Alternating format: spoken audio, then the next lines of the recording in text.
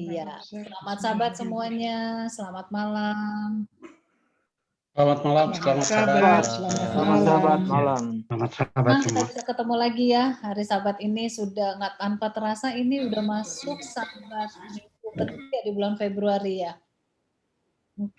Iya. Betul. Selamat sahabat Kak Yoce Retor. Selamat sahabat Pak Danang Priyadi. Kita akan mulai pertemuan Rajin malam sekali. hari ini. Dan mohon setelah kita mulai supaya semua di-mute. Ya, supaya semua di-mute, supaya tidak mengganggu suara-suara ya. Kita akan mulai dengan doa buka. Dan saya mohon Bapak Marbun. Pak Marbun boleh melayangkan doa buka, Pak? Oke, mari kita berdoa. Iya.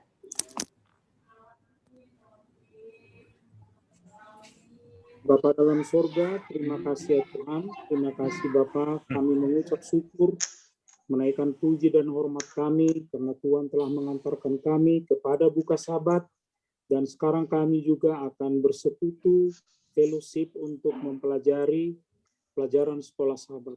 Terima kasih ya Tuhan atas firman yang begitu indah ini, dan akan dipertambahkan oleh hamba-Mu Pendeta Kutaraf. Biarlah pengertian kami lebih baik, dan besok selama kami mengajarkan sekolah Sabat ini di gereja ataupun di rumah tangga kami akan membawa berkat yang berlimpah. Terima kasih ya Tuhan. Kami mohon ampun dosa dan kesalahan kami. Biarlah kami memperoleh sukacita daripada Tuhan. Dengan demikian hari Sabat ini akan kami lalui begitu indah.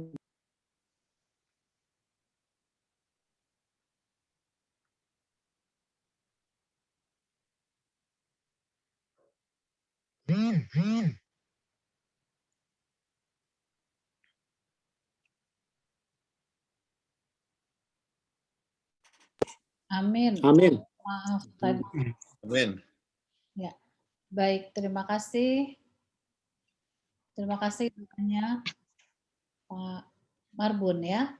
Dan kita akan mulai pelajaran kita pada malam hari ini, dan seperti biasa Pendeta Kuntaraf yang akan membawakan pelajaran ke berapa ya? Ke-8 ya. Pelajaran ke-8. 8. Ya. Dan kepada Bapak Ibu sekalian, kami mohon pengertiannya untuk di-mute supaya suara-suara di sekitar Bapak Ibu itu tidak masuk ya, karena supaya tidak mengganggu yang lain, dan juga ini kan direkam ya. Jadi lebih baik semuanya untuk di-mute. Nanti ketika mau bicara waktu acara tanya jawab, boleh di-unmute. Baiklah, kita nggak lama-lama lagi, kita akan segera memulai acara ini, dan saya akan berikan kepada Pendeta Kuntaraf untuk membawakan pelajaran ke-8 pada malam hari ini.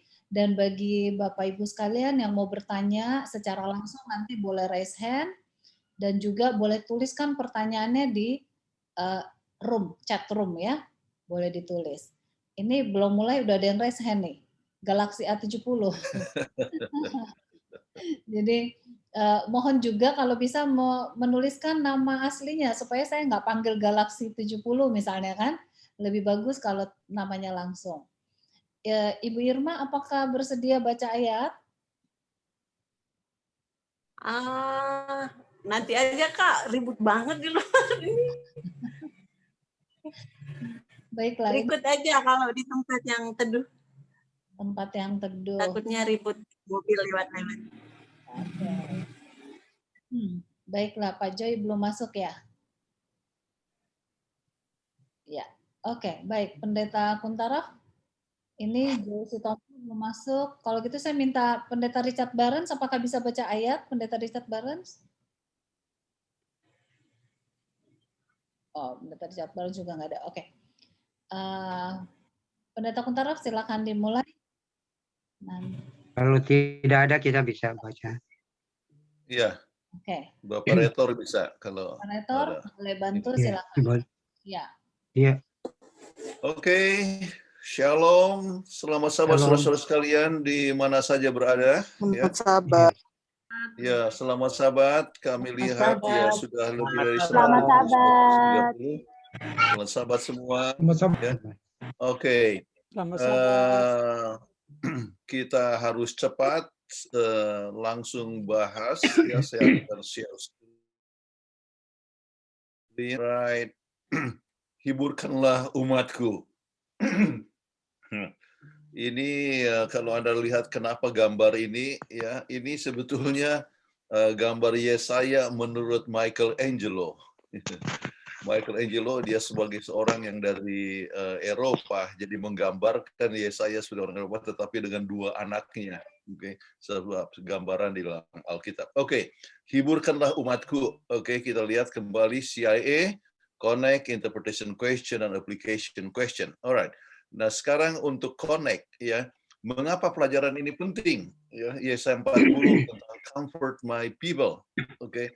Nah, pendahuluan menceritakan tentang pengalaman daripada Soichi Yokoi, ya, menarik sekali ya. Dia adalah tentara dari Jepang yang bertugas artinya di Guam ya, dan ia tidak tahu bahwa perang sudah berakhir, walaupun sudah sering dapatkan sebaran-sebaran yang diturunkan dari udara ya, untuk menunjukkan bahwa perang sudah berakhir. Dia merasa bahwa itu adalah satu konspirasi, ya, tidak percaya. Dan untuk berapa lama? 27 tahun. Jadi dia harus hidup menderita di hutan ya sampai sudah 27 tahun. Pada saat dia mancing, dia dapatkan ketemu dengan orang dan kasih tahu bahwa perang sudah lama berakhir, 27 tahun. Jadi dia tidak merasakan damai, ya, kebebasan untuk 27 tahun. Ya. Itulah sebabnya kita perlu melihat kepada Alkitab dan mendapatkan suatu penghiburan sampai kita merasakan dengan iman, ya, bahwa kita terhibur dalam berbagai macam tantangan kehidupan. Oke, jadi pelajaran ini adalah memberikan penghiburan kepada kita. Kemudian faktor yang kedua, untuk melihat perhatian Tuhan kepada umatnya, kemudian untuk memberikan hiburan dalam masa krisis, dan pengharapan untuk masa depan. Untuk melihat berbagai nubuatan kedatangan Yesus, kemudian untuk melihat belas kasihan Tuhan sebagai gembala yang baik, dan kebesaran Tuhan sebagai pencipta dan pemelihara umat manusia, dan juga peranan umat Tuhan ya di akhir zaman itu bagaimana. Jadi ini adalah hal yang sangat penting sekali ya. Dan dengan sendirinya ini diskusikan di anggota kelas kenapa pelajaran ini penting supaya orang bisa menghasilkan hal yang lain ya di samping ini semua. Oke. Nah, sekarang kita coba lihat pendahuluan untuk Yesaya 40 ya. Yesaya 40 adalah transisi bagian ketiga dari buku Yesaya ya. Kita harus tahu bahwa buku Yesaya itu terbagi atas 3 bagian ya. Yang pertama adalah pasal 1 sampai 33 sampai 35 merupakan amaran dan penghukuman ya, berbagai macam amaran dikatakan di situ. Kemudian bagian yang kedua adalah historis, yaitu tentang Sanherib ya, Hizkia ya. Kemudian bagian yang ketiga itulah yang dimulai dengan pelajaran sekarang ini, bicara tentang janji Tuhan, kebenaran dan damai. Karunia Tuhan dan pengampunan dan kedatangan Yesus, kemenangan atas dosa dan pengharapan dunia baru. Itu semua kita bisa lihat ya. Jadi kalau disingkatkan ya, bagian yang ketiga itu adalah apa? Pengharapan. Ya. Ini berisi pengharapan. Kemudian supaya kita tahu bahwa untuk berpuluh tahun, ratusan tahun ya, orang berpikir buku Yesaya terdiri sebetulnya adalah 2 buku yang berbeda. 1 sampai 39, kemudian 40 sampai 66 ya. Jadi banyak orang berpikir bahwa ini adalah 2 buku yang berbeda dan mungkin penulisnya berbeda juga ya, sebab penekanan dan bahasanya yang agak berbeda. Ya. Namun pada tahun 1947 pada saat diketemukan Dead Sea Scroll ya, Anda lihat itu gambar daripada Dead Sea Scroll di situ, yaitu dari papirus ya. Dan ternyata itu berbicara satu hal yang sebelum Masehi ya, penanggalan daripada Dead Sea Scroll itu ya, sesuai dengan keterangan dari Dr. Profesor Albright ya. sesudah dilihat dengan karbon 14 ya. Jadi menceritakan buku Yesaya dan ternyata lengkap sekali buku Yesaya ya. Dan dari situ didapatkan kesimpulan bahwa buku Yesaya itu memang satu, yaitu pasal 1 sampai 66. Oke. Jadi Dead Sea Scroll, kita bersyukur di akhir zaman Tuhan berbicara supaya kita dapat lebih mengerti akan firman Tuhan. Baik. Pelajaran yang lain adalah Yesaya 1 sampai 39 mendekatkan berbagai peristiwa yang menuntun pada pembebasan ya dari Asyur di tahun 701. Namun pada permulaan pasal 40 buku ini melompat 1,5 abad kepada kesudahan Babel pada tahun 539 dan segera sesudah itu bangsa Yehuda kembali ke Yerusalem, yaitu sesudah masa tawanan 70 tahun. Jadi hal yang luar biasa berbicara mengenai masalah nubuatan yang akan terjadi pada masa depan. Baik, ayat hafalan. Siapa yang baca ini? Pak Retor. Iya. Oke. Ayat hafalan. Ya, silakan Pak Retor. Yesaya 40 ayat 9. Hai Sion, pembawa kabar baik, naiklah ke atas gunung yang tinggi. Hai Yerusalem, pembawa kabar baik, nyaringkanlah suaramu kuat-kuat, nyaringkanlah suaramu, jangan takut. Katakanlah kepada kota-kota Yehuda, lihat, itu Allahmu. Oke, jadi sudah dibacakan ini ya, sudah bisa tanyakan ke kelas apa artinya daripada ayat-ayat ini. Tetapi sebenarnya Anda sudah harus punya konsep apa yang dimaksudkan. Oke, Yerusalem ya adalah satu tempat tempat bait Allah, dikenal sebagai lambang kehadiran Tuhan. Ya, Yerusalem menggambarkan umat Tuhan adalah lambang kebenaran. Ada dua tempat yang selalu disebutkan di dalam Alkitab, yaitu Yerusalem dan satu lagi adalah Babylon. Jadi Babylon adalah lambang keselamatan hanya dengan kuasa manusia ya dan juga penolakan akan Tuhan dan sebagainya ya. Tetapi Yerusalem menggambarkan umat Tuhan, lambang kebenaran. Kemudian perlu kabar baik untuk disampaikan kepada dunia dan berpusat dari mana? Dari Yerusalem. Sion ya dan Yerusalem harus jadi pusat pengabaran Injil ya. Nah, sekarang kita Yerusalem oleh sebab kita tahu bahwa pelanggaran daripada orang-orang Yahuda ataupun orang-orang Israel maka tidak lagi memenuhi kegenapan yang berasal daripada Tuhan, maka gereja sebagai pusat pengabaran Injil dan juga untuk pelayanan masyarakat. Jadi kita harus dikenal. Gereja-gereja kita harus dikenal sebagai gereja yang mengabarkan Injil dan juga pelayanan masyarakat.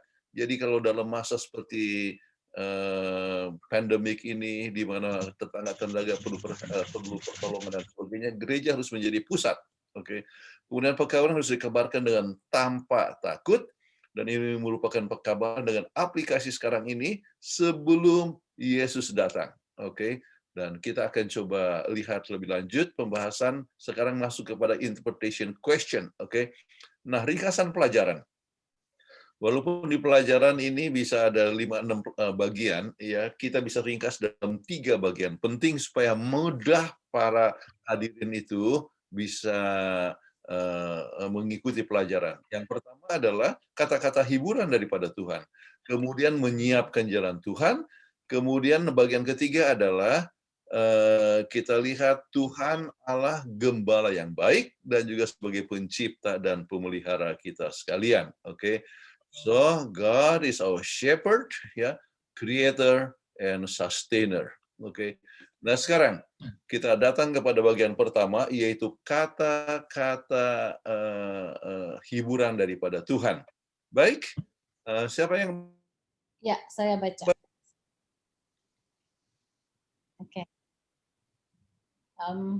Yesaya 40 ayat 1. Hiburkanlah umatku, demikian firman Allahmu. Ayat 2, tenangkanlah hati Yerusalem dan serukan kepadanya, bahwa perhambaannya sudah berakhir, bahwa kesalahan sudah diampuni. Sebab ia menerima hukuman dari tangan Tuhan 2 kali lipat karena segala dosanya. Oke. Jadi kita lihat di sini ada beberapa poin yang sangat penting ya. Jadi hiburan, artinya hiburkanlah umatku. Jadi umat Tuhan dapatkan hiburan. Jadi ada suatu pengharapan kan, ya harus dihiburkan. Kenapa? Oleh sebab Yerusalem dan berseru kepada Yerusalem katakan perhambaan sudah berakhir ya. Jadi segala macam malapetaka hukuman itu berakhir. Kenapa? Oleh sebab dosa telah diampuni. Kemudian penerimaan hukuman dari Tuhan 2 kali lipat karena dosanya. Ya, artinya ada penyerangan-penyerangan dan kita tahu apa yang dikatakan dengan maksud daripada ayat tersebut. Oke. Nah, sekarang ayat ini ya menunjukkan ya bahwa ya Tuhan memberikan pengharapan ya, ingin umatnya mengucapkan kata-kata penghiburan atas Yerusalem. Bahwa hari-hari menjelang peperangan sudah semakin dekat dan dosa-dosa telah diampuni. Kemudian kita tahu Yerusalem secara historis pada akhirnya dihancurkan, tetapi Yerusalem yang kita lihat di ayat ini seharusnya berakhir dengan hari-hari terakhir dari keselamatan umat Tuhan. Baik. Nah, sekarang waktu dikatakan apa maksudnya hukuman itu telah berakhir? Ada hukuman yang dijalankan oleh Asyur sebagai tongkat amarah Allah, ya, Yesaya 10, dan di mana Allah telah membebaskan Yehuda dengan menghancurkan tentara Sanherib. Itulah terjadi tahun 701, ya. Ada juga hukuman yang dijalankan oleh Babel yang menjarah semua harta benda rakyat Yehuda, sebab Hizkia telah mempertontonkan kekayaannya kepada utusan dari Merodak Baladan. Oke. Dan ada juga hukuman yang dilaksanakan oleh salah satu bangsa di sekitar kerajaan Yehuda yang terhadapnya Yesaya menulis pekabaran. Ya, jadi di dalam Yesaya 14-23 kita sedapatkan berbagai macam serangan-serangan yang datang. Oke. Nah, sementara itu meski Asyur atau bangsa Asyur disebutkan 43 kali dalam Yesaya 7 ayat 17 sampai 38 ayat 6, bangsa ini muncul hanya 1 kali lagi di bagian akhir kitab Yesaya, di mana Yesaya 52 merujuk pada penindasan yang dilakukan oleh Mesir di masa yang lalu, kemudian oleh Asyur. Ya. Dan pada bagian akhir dari Yesaya, pembebasan dari pembuangan Babil sudah juga disebutkan. Ya. Dan Kores, ya, orang Persia yang menaklukkan Babil pada tahun 539, ya, dia juga yang membebaskan Yehuda dari pembuangan, ya. Ini kita sudah sempat singgung bagaimana caranya, bagaimana Kores luar biasa, nama lebih kurang 150 tahun sebelum dia lahir, ya, atau sebelum dia muncul. Oke. Kemudian artinya luar biasa sekali dan betul-betul yang seperti Mesias orang-orang Israel pada waktu itu. Ya, sebab itu adalah hiburan untuk orang Israel. Kemudian kita bisa bertanya, ya, dari ayat-ayat tersebut, Yesaya 40 ayat 1 dan 2, ya. Ini sudah masuk kepada masalah aplikasinya, ya. Berikan janji-janji Alkitab lain yang memberikan hiburan pada saat kita menghadapi berbagai macam krisis kehidupan yang kita hadapi sekarang atau masa datang, ya. Jadi kita undang orang-orang itu, ya, anggota kelas kita memberikan masing-masing, oh saya dikuatkan oleh ayat ini, oleh ayat ini, ya. Masing-masing beri supaya mereka ikut berperan serta. Baik. Nah, penghiburan untuk kita mempunyai Tuhan yang mengasihi umatnya. Yang kedua, kalau Tuhan telah menghibur orang Yehuda, Tuhan juga akan memberikan hiburan kepada kita dalam pergumulan hidup. Ya, Tuhan berikan waktu kedukaan, waktu sakit, waktu masalah finance ataupun berbagai macam tantangan hidup, Tuhan memberikan hiburan kepada kita masing-masing. Kemudian Tuhan juga mengharapkan agar umat Tuhan dapat dapat menghibur satu sama lain. Kita perlu untuk menguatkan satu sama lain. Man is a social being. Manusia itu adalah makhluk sosial. Jadi mau tidak mau kita harus menguatkan satu sama lain, menolong satu sama lain, apalagi dalam masa krisis. Oke. Nah, sekarang contoh masing-masing memberikan ayat yang menghibur kita. Kemudian saya berikan 10 contoh ayat di sini, oke. Tiga Tuhan, Mazmur 23 Tuhan gembala kita, Yeremia 29 rencana Tuhan adalah rencana damai sejahtera untuk kita. Ya, Yesaya 26 ayat 3, damai bagi yang 119, Tuhan akan memberikan hiburan. Jadi kalau kita terima janji Tuhan, maka kita akan terhibur. 6, Roh Kudus adalah roh penghibur. Oke. Yohanes 14 ayat 1 sampai 3, Yesus akan datang segera itu memberikan hiburan kepada kita. Kemudian 1 Korintus 10 ayat 13, dia tidak akan membiarkan pencobaan lebih besar dari kekuatan kita. Jadi kita tidak usah khawatir dalam menghadapi suatu tantangan. Kalau kita dicobai, Tuhan masih memberikan kesempatan kepada kita untuk hidup. Kemudian Matius 6 ayat 25 sampai 33, ya, artinya jangan khawatir akan apa yang terjadi, ya. Sedangkan burung di udara tidak pernah menanam, mereka tidak pernah kekurangan, ya.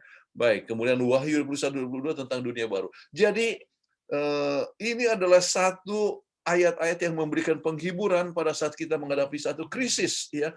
Waktu kedukaan misalnya, wah, dunia baru di mana tidak ada lagi kesusahan, tidak ada kesedihan, tidak ada lagi sakit penyakit dan sebagainya. Itu semua memberikan kekuatan kepada kita. Oke, jadi Anda bisa minta daripada anggota kelas, ya, memberikan ayat kesukaan mereka yang menghibur mereka, dan Anda pun bisa memberikan ayat-ayat ini misalnya. Oke, nah sekarang kita masuk kepada bagian 2 daripada pelajaran kita, menyiapkan jalan Tuhan.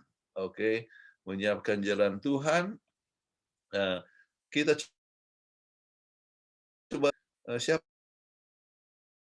yang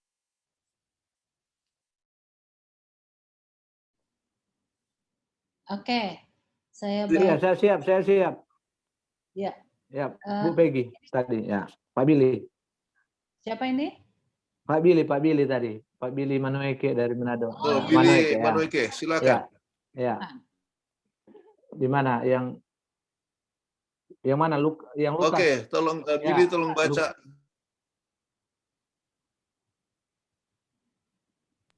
Ya, halo. Pak Pendeta, yang mana? Silakan. Yang ini yang sementara silakan. Yang Yesaya 40 ayat 3. Ya, 40 mulai ayat 3 sampai 5. Ya, oke. Yesaya 40 ayat 3. Ada suara, persiapkanlah di padang gurun jalan untuk Tuhan. Luruskanlah di padang belantara jalan raya bagi Allah kita. Ayat 4. Setiap lembah harus ditutup dan setiap gunung dan bukit diratakan. Tanah yang berbukit-bukit harus menjadi tanah yang rata dan tanah yang berlekuk-lekuk menjadi dataran. Ayat 5. Maka kemuliaan Tuhan akan dinyatakan dan seluruh umat manusia akan melihatnya bersama-sama. Sungguh Tuhan sendiri telah mengatakannya. Demikian. Oke, jadi kita lihat, terima kasih. Ya, kita lihat di sini persiapan di padang gurun, luruskanlah di padang belantara. Kemudian kalau kita lihat kepada Lukas 3 ayat 1 sampai 6 ataupun Yohanes 1 ayat 19 sampai 23, kita mendapatkan bagaimana Yohanes disebutkan bahwa sebagaimana yang telah dikatakan oleh Yesaya, ya, yaitu luruskanlah jalan, ya. Jadi untuk kedatangan Yesus itu satu hal yang menarik sekali. Jadi sudah dinubuatkan 700 tahun sebelum Yohanes, ya, datang. Artinya sebelum dia mengkhotbahkan ini 700 tahun sebelumnya sudah dinubuatkan. Luar biasa. Satu hal yang menarik itu adalah juga menggunakan jam untuk Tuhan, ya, jalan raya bagi Allah kita. Jadi penggunaan kata Yahweh, ya, padahal ini untuk Yesus. Jadi Yesus adalah sebagai Yahweh, ya, sebagai Tuhan. Ini kalau kita bicara tentang soal Trinitas dan sebagainya, dan kita akan bahas juga tentang kegenapan daripada Yesaya 40 ayat 35. Perbaikan jalan adalah pertobatan, ya, kemauan untuk meninggalkan dosa-dosa, ya, sebagai syarat untuk penerimaan penghiburan Allah melalui pengampunan dan kehadirannya. Dan dari ayat-ayat di atas sampai kepada ayat 8 ada kalimat, ada suara yang berseru-seru. Dan kita perjanjian baru ini merujuk kepada Yohanes Pembaptis yang pergi berkhotbah dengan mengutip bagian kitab Yesaya 40 ayat 3 dengan berseru, Persiapkanlah di padang gurun jalan untuk Tuhan. Luruskanlah di padang belantara jalan raya bagi Allah kita. Ya. Di mana dia sedang mempersiapkan jalan untuk kedatangan Yesus pertama kali di bumi ini. Tetapi penampakan terakhir dari kemuliaan Tuhan yang seluruh umat manusia akan melihat bersama-sama menyiratkan kedatangan Yesus yang kita coba lihat kepada kemuliaan Tuhan, ya, sebagai kemuliaan dinyatakan dalam hidup Yesus. Yohanes 1 ayat 14, ya. Kemuliaan dinyatakan dalam kehidupan orang percaya, ya. Kolose 1 ayat 23. Bagus kalau misalnya sudah di anggota kelas, ya, baca ayat ini. Kemudian kemuliaan Tuhan dinyatakan saat kedatangan Yesus yang kedua kali. Matius 25 ayat 31, ya. Jadi dengan demikian maka kita dapatkan hal-hal yang sangat jelas tentang apa yang dimaksudkan dengan kemuliaan. Nah sekarang, apakah nubuatan tentang tersebut adalah untuk kedatangan Yesus? Ya, apakah nubuatan ini berakhir untuk kedatangan Yesus pertama atau masih diperlukan sekarang ini? Ya, nah ini supaya jelas sebab bicara juga tentang kemuliaan Tuhan, ya, yang juga melambangkan untuk kedatangan Yesus yang kedua kali. Itulah sebabnya kita berkata masa penyiapan kedatangan Mesias itu sebetulnya setelah tawanan 70 tahun. Jadi untuk 450-an tahun mereka itu sedang menyiapkan untuk kedatangan Mesias. Mereka menunggu. Yohanes Pembaptis menyiapkan jalan untuk kedatangan Yesus yang pertama. Kemudian umat Advent menyiapkan jalan untuk kedatangan Yesus yang kedua kali. Ya, kita tahu pekabaran Wahyu 14 ayat 6 sampai 7 kan, yaitu pekabaran malaikat, 3 malaikat. Kemudian secara pribadi atau organisasi kita harus kabarkan kedatangan Yesus yang kedua kali. Ya. Jadi ayat tersebut memberikan suatu aplikasi bukan hanya sekedar ya kedatangan Yesus yang pertama, tetapi juga sampai kepada kedatangan Yesus yang kedua. Oke. Nah sekarang, siapa yang pertama kabarkan tentang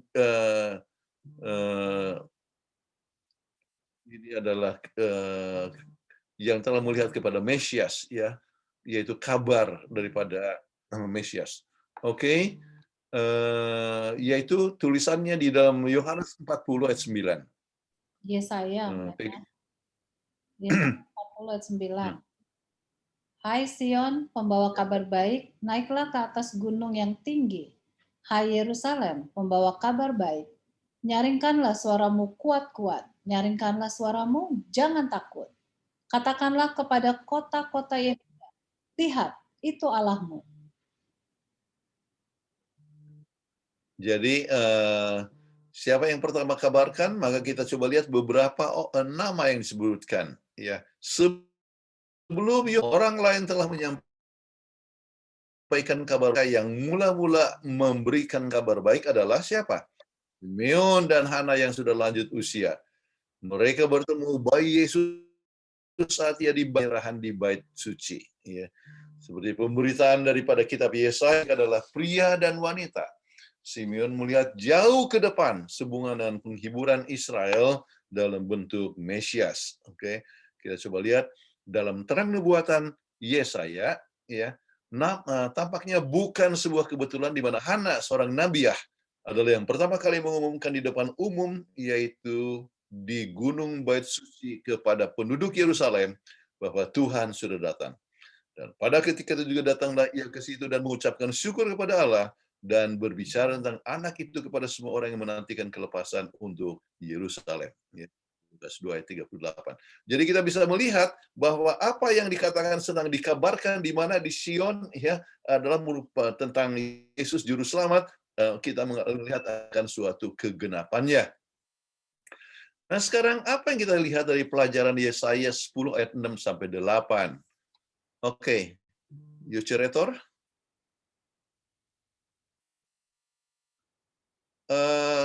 Harus di-unmute ya. Oke.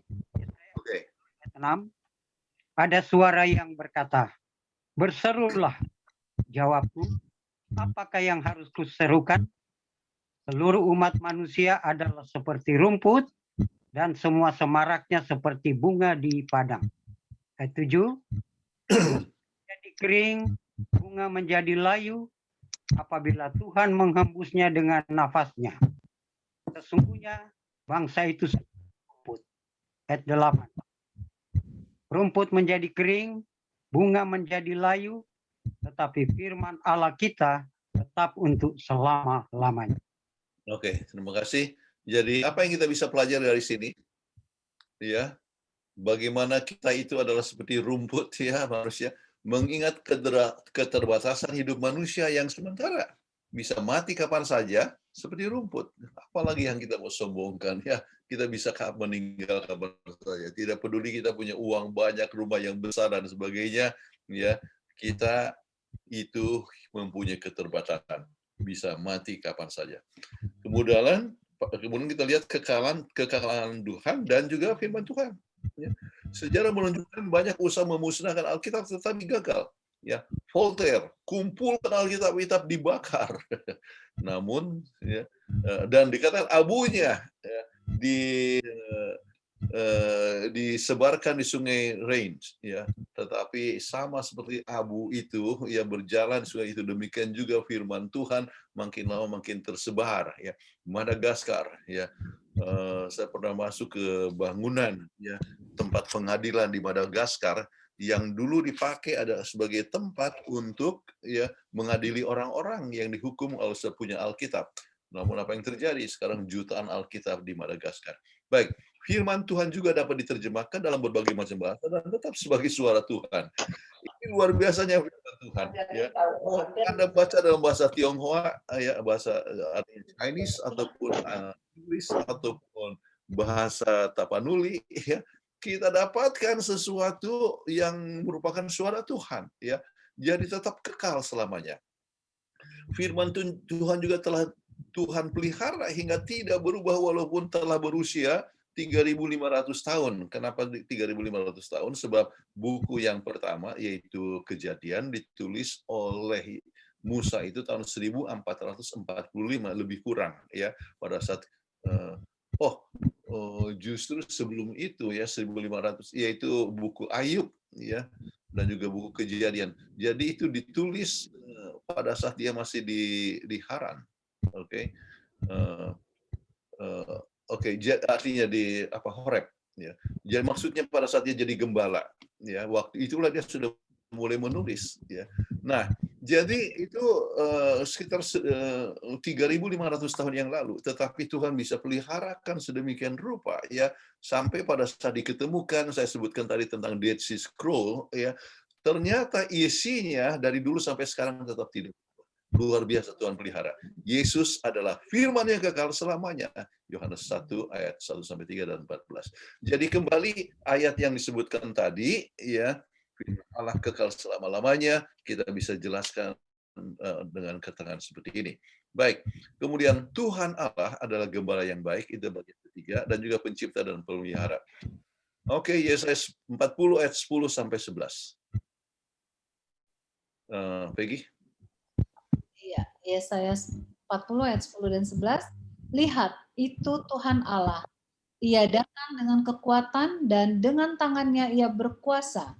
Lihat, mereka yang menjadi upah jerih payahnya ada bersama-sama dia, dan mereka yang diperolehnya berjalan di hadapannya. Ayat 11. Seperti seorang gembala ia mengembalakan kawanan ternaknya dan menghimpunkannya dengan tangannya. Anak-anak domba di pangkunya, induk-induk domba ditubuhnya dengan hati-hati. Oke, terima kasih. Jadi kita tekankan tentang Yesus inilah satu kabar baik yang luar biasa. Tuhan adalah gembala kita. Kemudian Tuhan sebagai gembala yang baik. Ya, kalau kita baca ada di bawahnya itu ada ayat ya Mazmur 23 dan juga Yohanes 10 ayat 14-16 ya. Jadi Tuhan sebagai gembala yang baik ya.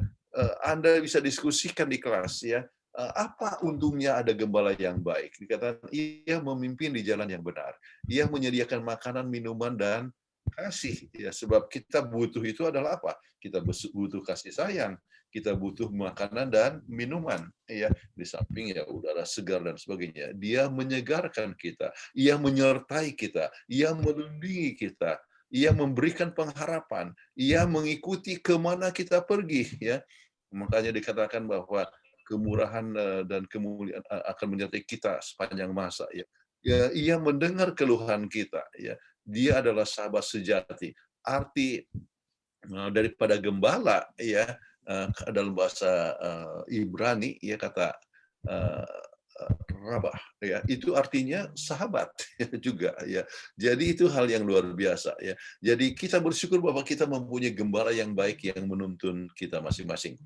Bagaimana rahmat dan kuasa menjadi tema daripada Yesaya 40, kalau Anda lihat pelajaran, dikatakan oleh sebab rahmat, misalnya Yesaya 40 ayat 1-5 bicara tentang penghiburan, datangnya Tuhan untuk membebaskan. Juga kuasa 3-8, kemuliaan, keabadian, khusus kelemahan manusia. Rahmat, ya, kasih baik, pembebasan dan juga gembala umatnya. Kemudian kuasa, pencipta yang tiada tandingannya. Kemudian rahmat lagi, sebagai pencipta memberikan kuasa kepada yang lemah. Jadi kita bisa lihat bahwa rahmat Tuhan dan kuasanya dinyatakan dengan sangat jelas di dalam buku Yesaya pasal 40. Ya. Kemudian pencipta yang mendahului ilmu pengetahuan. Yesaya 40 ayat 22 dikatakan, ia yang bertahta di atas bulatan bumi. Satu kali ada seorang pendeta yang berdiskusi dengan seorang muslimin. Oke, ya. Dari mana kita mulai? Ya, oke, saya tunjukkan bahwa Al-Quran adalah betul-betul dari Tuhan. Kenapa? Sebab dia mengatakan apa sebelum waktunya. Itu tentang apa? Dunia, dikatakan. Al-Quran mengatakan bahwa dunia ini seperti telur. Tetapi Al-Quran ditulis 600 sebelum Masehi. Kemudian Yesaya ditulis sudah mengatakan dunia ini bulat kapan? 700 tahun sebelum tarikh Masehi. Jadi itu berarti 1300 tahun sebelum Al-Quran, ya. Luar biasa sekali. Dan dunia ini bukan seperti telur, ya, lonjong begitu, tapi bumi ini justru bulat, ya. Jadi ini adalah sebagai suatu tambahan bahwa Tuhan sebagai pencipta yang sudah mendahului ilmu pengetahuan. Oke, apakah jawab pertanyaan yang diberikan oleh Yang Maha Kudus, Yesaya 40 ayat 23, dengan siapa hendak kau samakan seakan-akan aku seperti dia, firman Yang Maha Kudus, ya. Jadi dengan siapa? Itu pertanyaan kepada orang-orang Yahuda. Nah, bagi Yesaya semua seperti Ayub, jawabannya tanpa disebutkan pastilah, tidak ada yang bisa dibandingkan dengan Allah. Allah tidak dapat dibandingkan dengan semua ilah-ilah lain. Tetapi Yesaya mengambil pertanyaan dan merujuk kepada jawaban orang-orang dahulu kala yang diberikan lewat berbagai tindakan mereka, di mana Allah disamakan dengan berhala. Ya. Untuk gagasan ini Yesaya memberikan respons. Ya. Sesungguhnya menggunakan berhala dan menyamakan seperti Allah saja sudah tampak bodoh. Ya. Namun dia ingin memastikan bahwa bangsa itu mengerti betul. Ia menguraikan keunikan Allah dan membawa argumen-argumen yang tidak dapat dibantah bahwa dia satu-satunya pencipta. Dan itu yang diberikan di dalam Yesaya 40 ayat 21 sampai 26. Termasuk, ya, dia yang bertahta di atas bumi. Nah sekarang, tetapi kenapa orang masih tetap menyembah berhala? Anda bisa tanyakan di anggota kelas. Ya. Mengapa? Sebab mereka mau melihat dengan mata kepala sendiri. Mereka telah menjadi bodoh hingga menyembah ciptaan dari pencipta. Mereka menyembah buatan tangan sendiri. Kalau buat patung kan tak buat itu apa namanya? Patung itu buatan mereka. Jadi sama seperti mereka menyembah, ya, buatannya sendiri. Jadi menyembah dirinya sendiri. Ya. Penyembahan berhala disertai ritual yang memuaskan nafsu. Ya, itu terjadi dalam berbagai macam agama. Kemudian mereka tidak punya hubungan pribadi dengan Tuhan. Jadi ingat pengalaman daripada Ahaz, ya. Dia justru memilih akan dewa-dewa daripada seperti dewa Molok daripada menyembah kepada Tuhan. Oke, diskusi. Apa yang menjadi berhala sekarang ini? Anda bisa diskusikan di anggota kelas, kemudian kita coba lihat tulisan Roh Nubuat, Patriark dan Prophet halaman 304. Boleh seorang baca? Siapa ini, Pak Rektor? Ya. Halaman 304. Manusia dilarang untuk memberikan kepada benda-benda lainnya tempat yang utama di dalam pelayanan dan kasih mereka. Apa saja yang kita manjakan, yang untuk mengurangi kasih kita kepada Allah atau menghalangi pelayanan yang harus diberikan kepada Dia, maka kita telah menjadikan hal itu sebagai ilah. Oke. Sorry, ini kesalahan bukan 304 tapi 305 ya. Halaman 305. Oke. Jadi apa saja yang cenderung mengurangi kasih kita kepada Allah ya. Mungkin saja ya kita punya mobil. Mungkin saja ya kita punya rumah. Mungkin saja kita punya gadget ya. Oke, kita harus berhati-hati. Kemudian kalimat yang berikut, Peggy, boleh tolong baca? Ya, banyak orang yang disebut Kristen melayani ilah lain. Pencipta kita menuntut pengabdian yang tertinggi sebagai bentuk kesetiaan kita. Apapun yang dapat mengurangi kasih kita kepada Tuhan atau yang mengganggu pelayanan kita kepadanya menjadi berhala. Ini sama dengan renungan pagi hari ini. Jadi kita harus berhati-hati. Oke. Jadi mungkin saja kita punya posisi. Kadang-kadang orang sampai ataupun pekerjaan ya kita jadi lebih bagus tidak ke gereja daripada tidak dapatkan pekerjaan misalnya. Kita harus berhati-hati dalam hal ini sebab penyembahan kepada berhala itu adalah sesuatu perkara yang bisa terjadi sekarang ini, bukan dalam bentuk menyembah berhala, tetapi dalam bentuk hal-hal yang lain yang memisahkan hubungan kita dengan Tuhan. Baik, apakah janji yang Yesaya berikan bagi yang percaya kepada Allah? Ya, kita coba lihat, Peggy boleh tolong baca? Dari Yesaya 40 ayat 29 sampai 31. Dia memberi kekuatan kepada yang lelah dan menambah semangat kepada yang tiada berdaya. Orang-orang muda menjadi lelah dan lesu dan teruna-teruna jatuh tersesat. Ayat 31, tetapi orang-orang yang menanti-nantikan Tuhan mendapat kekuatan baru. Mereka seumpama Raja Wali yang naik terbang dengan kekuatan sayapnya. Mereka berlari dan tidak menjadi lesu. Mereka berjalan dan tidak menjadi lelah. Luar biasa sekali. Janji Tuhan yang menantikan Tuhan. Kita semua bisa mendapatkan kekuatan yang baru. Sebab adanya suatu pengharapan. Seumpama Raja Wali yang naik terbang. Dan kekuatan sayapannya luar biasa. Mereka berlari dan tidak menjadi lesu. Ya. Mereka berjalan dan tidak menjadi lelah. Itu berarti Tuhan bisa menguatkan iman percaya kita dalam menghadapi berbagai macam tantangan. Baik, kesimpulan yang kita mau coba dapatkan di sini adalah Tuhan Allah yang Maha Kuasa, pencipta langit dan bumi, yang mengetahui akhir dari awal, tetap mengasihi umatnya, Dia siap memberikan hiburan kepada kita, dan Tuhan mau juga agar kita menghibur orang lain. Kemudian kedua, Yohanes Pembaptis meluruskan jalan bagi kedatangan Yesus yang pertama, dan umat Tuhan sekarang harus siap meratakan jalan bagi kedatangan Yesus yang kedua kali. Kemudian Yesus adalah gembala kita. Selama kita mempunyai Yesus, tidak ada yang kita harus khawatirkan dalam hidup. Ya, luar biasa janji Tuhan itu. Kemudian Tuhan adalah pencipta dan pemelihara kita yang kita patut kita sembah ya. Kita tidak boleh mencintai apapun lebih daripada mencintainya, sebab hal itu telah menjadi berhala. Oke, jangan sampai ada sesuatu yang memisahkan kita daripada Tuhan. Nomor 5, Yesus adalah Firman dan Juru Selamat yang kekal selamanya. Hidupnya telah dinyatakan sebelum kelahirannya. Kita harus mengakui keterbatasan kita dan perlu bergantung kepada Tuhan senantiasa. Baik, aplikasi yang bisa ditanyakan dan didiskusikan, bagikan pengalaman bagaimana Anda mendapatkan kesempatan untuk memperkenalkan pekabaran keselamatan kepada seseorang. Bagaimana pengalaman ini mempengaruhi hidup Anda. Wah, kita senang dan berbahagia ya. Kalau kita ada kesempatan, dan itu sering Tuhan berikan secara ajaib ya, secara ajaib. Saya ada pelajaran Alkitab kepada seorang di London, orang Inggris ya. Kemudian dia katakan ada temannya juga pengen belajar ya.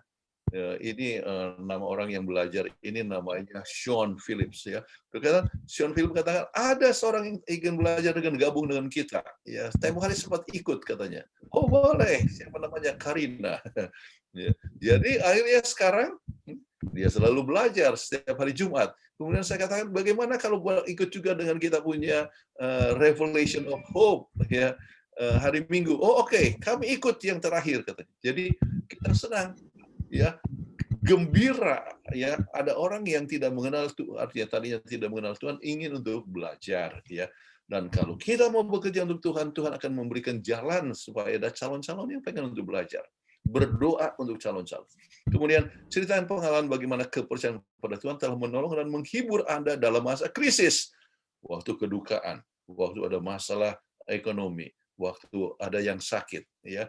Bagaimana kepercayaan pada Tuhan menolong untuk menghibur Anda dalam masa krisis. Kemudian, apakah kita mempunyai kepercayaan kepada Tuhan serta meyakini perhatiannya seperti yang diungkapkan dalam Step to Christ halaman 99 sampai 100, dan apa yang dikatakan di dalam Step to Christ itu? Inilah yang kita bahas. Ini kutipannya panjang, saudara-saudara, tetapi saya rasa sangat bagus sekali dan saya sengaja kutip dan saya terjemahkan mulai Google dan perbaiki sedikit. Oke. Boleh tolong baca, Peggy? Sampaikan keinginanmu, kegembiraanmu, kesedihanmu, perhatianmu, dan ketakutanmu di hadapan Tuhan. Engkau tidak dapat membebani dia. Engkau tidak bisa melepaskannya. Dia yang menghitung jumlah rambut di kepalamu tidak peduli dengan keinginan anak-anaknya. Tuhan sangat menyedihkan dan belas kasihan yang lembut. Yakobus 5 ayat 11. Hati kasihnya tersentuh oleh kesedihan kita dan bahkan oleh ucapan kita tentangnya. Bawalah kepadanya segala sesuatu yang membingungkan pikiran. Tidak ada yang terlalu besar untuk ditanggung, karena dia menopang dunia. Dia mengatur semua urusan dalam alam semesta. Oke. Kemudian ini masih tetap di halaman yang sama ya. Tidak ada hal apapun yang menyangkut kedamaian kita yang terlalu kecil untuk diperhatikannya. Tidak ada bab dalam pengalaman kita yang terlalu gelap untuk dibacanya. Tidak ada kebingungan yang terlalu sulit untuk diuraikannya. Tidak ada malapetaka yang dapat menimpa anak-anaknya yang terkecil. Tidak ada kecemasan yang mengganggu jiwa. Tidak ada kegembiraan yang bersorak. Tidak ada doa yang tulus keluar dari bibir yang tidak diperhatikan oleh Bapa Surgawi kita, atau yang tidak diperhatikannya secara langsung. Dia menyembuhkan yang patah hati dan membalut luka mereka. Mazmur 147 ayat 3. Hubungan antara Tuhan dan setiap jiwa sama berbeda dan lengkapnya, seolah-olah tidak ada jiwa lain di bumi untuk berbagi perawatannya. Tidak ada jiwa lain yang untuknya dia memberikan anaknya yang terkasih. Luar biasa sekali. Jadi hubungan kita dengan Tuhan demikian dekat, ya, seperti tidak ada yang lain yang hidup. Ya, luar biasa. Seperti hanya satu-satunya sampai kita dapatkan lagi bahwa Yesus siap datang jikalau ada satu saja yang akan bertobat. Ini luar biasa sekali. Saudara-saudara sekalian, kita harapkan pelajaran ini bukan hanya bisa untuk mengajar orang lain, tetapi juga untuk kita serapi kita masing-masing, supaya kita bisa bertumbuh dalam rohani, kita rasakan luar biasa cinta Tuhan, ya, luar biasa sekali, ya, luar biasa sekali. Oke, sekarang tanya jawab, ya, atau ada yang mau tambahkan, kami persilahkan. Iya. Yang hadir masih 210, ya, kita ada waktu 39 menit. Iya. Terima kasih Pendeta Kuntara untuk pelajaran malam hari ini, terlebih kutipan yang terakhir bagus sekali. Saya mau kasih kesempatan kepada Bapak Ibu yang mau bertanya boleh tuliskan di chat, dan yang mau bertanya langsung boleh raise hand ya, tekan raise hand. Ini sudah ada Pak Pulo Lasman Simanjuntak. Wah, sudah raise hand nih Pak Pulo. Oke, saya berikan kesempatan kepada Pak Pulo. Silakan Pak. Selamat Sabat. Salam, selamat hari Sabat Pak Pendeta Kuntara. Terima kasih Bu Peggy. Pak Pendeta, saya mau bertanya, judulnya tadi kan hiburkanlah umat Ajaran kita, pendeta mengatakan kata-kata hiburan dari Tuhan dan hiburan sama kita kepada orang lain. Saya mau langsung pertanyaan pada hari Minggu, Pak Pendeta, ya, di poin pertanyaan ini. Janji apakah yang terdapat dalam Alkitab tentang akhir dari penderitaan dan apakah maknanya bagi Anda? Ini apakah manfaat iman kita tanpa janji itu? Mengapa penting untuk selalu bergantung pada janji itu? Tidak peduli apapun kesulitan Anda hadapi saat ini. Jadi pada zaman Yesaya, nubuatan itu, penghiburan itu sudah digenapi. Dengan puncaknya itu bangsa Yehuda keluar dari Babel. Nah, kalau aplikasinya sekarang, Pak Pendeta, di tengah kondisi pandemi COVID-19, negara kami, Pak Pendeta, semakin hari semakin parah. Sudah 33.000 orang meninggal dunia. Pemerintah sudah mengeluarkan duit 14 triliun. Kuburan-kuburan saat ini sudah nggak ada kuburan-kuburan lagi. Betapa kita sedang mengalami kegelisahan. Berapa lama lagi penderitaan ini akan berakhir, khususnya di negara kami atau negara lain? Ya. Tahun lalu pendeta-pendeta berkhotbah melalui virtual. Berkhotbah mereka menjanjikan bahwa akan segera berakhir bulan Juni, bulan September, bulan Desember, tapi sampai saat ini itu tidak berakhir. Pertanyaan kedua, pendeta tadi berhala tadi, yang berhala tadi kok disinggung gereja, sebenarnya kita bisa berhala di sini. Apakah dalam gereja sampai mengorbankan keluarga, anak, apakah termasuk ini berhala? Terima kasih Pak Pendeta. Oke. Baik, terima kasih Pak Frans Majunta. Oke, Pendeta mau langsung jawab? Terima kasih. Ini pertanyaan yang bagus sekali. Ya.